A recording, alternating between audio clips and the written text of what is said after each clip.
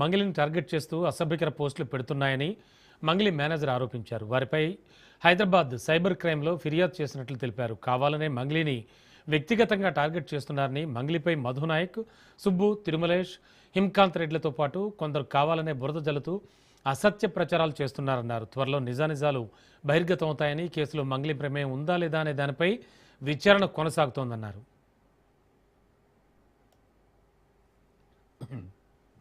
మేఘరాజ్ అండి. నేను మంగ్లీ గారి మేనేజర్‌ని.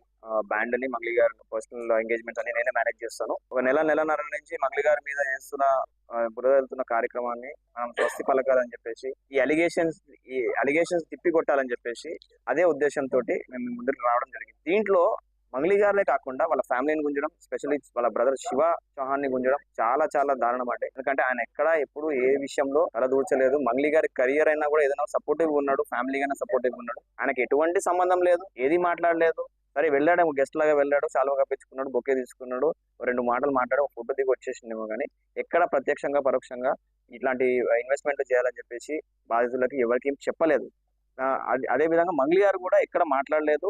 ఎండార్స్ చేయలేదు. సెలబ్రిటీగా ఎండార్స్ చేయలేదు. పబ్లిక్ ఫిగర్‌గా ఎండార్స్ చేయలేదు. ఎక్కడ కాంట్రాక్ట్ సైన్ చేసినట్టు లేదు. ఏ కంపెనీ తరఫున ఆమె ఫోటోలు దిగి బయట అడ్వర్టైజ్‌మెంట్ చేసినట్టు లేదు. ఈ యూట్యూబ్ మీడియా ఛానల్‌లు చాలా మటుకు అవాస్తవాలు, ఈ బురద జల్లే కార్యక్రమాలు చేస్తున్నారు. ఇది చాలా తప్పు, దారుణం. ఇది చాలా చాలా అంటే ముందరకెళ్ళి ఎటు దారి తీస్తది అనేది మీరే అర్థం చేసుకోవాలి. మీరే గ్రహించాలి. ఎందుకంటే మీరు చేస్తున్నది ఒక ఆడపిల్ల మీద, వాళ్ళ ఫ్యామిలీ మీద, వాళ్ళ తోటి ఫ్యామిలీ మెంబర్స్ చెల్లెళ్ళ మీద. ఎట్లా పడితే అట్లా రాయడము, థంబ్‌నెయిల్‌లు చేయడము కరెక్ట్ కాదు. మేము వెళ్లి సైబర్ క్రైమ్‌లో కూడా కంప్లెయింట్ ఇవ్వడం జరిగింది. ఇంకా ఇస్తున్నాము థంబ్‌నెయిల్స్ దీని మీద. దాని మీద కఠిన చర్యలు తీసుకోవాలని చెప్పేసి పోలీస్ శాఖకు కూడా మేము రిక్వెస్ట్ చేయడం జరిగింది. తీసుకుంటారని వాళ్ళు చెప్పారు కాబట్టి ముందు ముందు రోజుల్లో మీకే అర్థమవుతది మీరు చేస్తున్న తప్పేంటో. దయచేసి ఇప్పటికైనా అర్థం చేసుకొని మీరు ఇవన్నిటిని విరమించుకొని నిజం ఎటువైపు ఉందో దాని దిక్కు మాట్లాడి అదే నిజాన్ని ప్రచురించాలని నేను కోరుకుంటున్నాను.